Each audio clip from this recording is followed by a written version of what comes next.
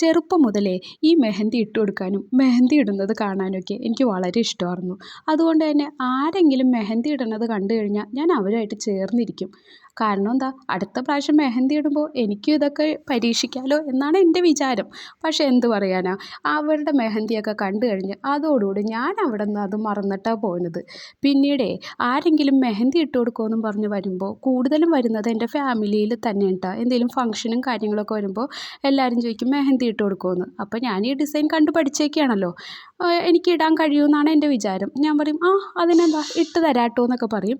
അങ്ങനെ ഓരോരുത്തർ എൻ്റെ അടുത്ത് വരും. മെഹന്തി ഇട്ട് കൊടുക്കാൻ വേണ്ടി സ്റ്റാർട്ട് ചെയ്യണ സമയത്താണ് ആ ഞെട്ടിക്കുന്ന സത്യം എനിക്ക് മനസ്സിലാവുന്നത്, എനിക്കതൊന്നും ഓർമ്മയില്ല എന്ന്. പിന്നെന്താ ചെയ്യുക, എനിക്ക് ആകെ ഓർമ്മയുള്ളത് മാംഗോ ഡിസൈനും അല്ലാതെയുള്ള ചെറിയ ചെറിയ ഡിസൈനോ. അത് വെച്ചുകൊണ്ട് എത്ര ആൾ വന്നിട്ടുണ്ടോ അത്ര ആൾക്ക് ഞാൻ പല പല ഡിസൈൻ ഇട്ട് കൊടുക്കും. പിന്നെ ഇതുപോലെ ചെറിയ ചെറിയ ഡിസൈനൊന്നും ഇട്ട് കൊടുക്കില്ല കേട്ടോ. രണ്ടോ മൂന്നോ ആളൊക്കെ ഉണ്ടാവും. അപ്പോൾ അവർക്കൊക്കെ വലിയ ഡിസൈൻ ഇട്ട് തന്നെ സംഗതി ഓക്കെ ആക്കാറാണ് പതിവ്.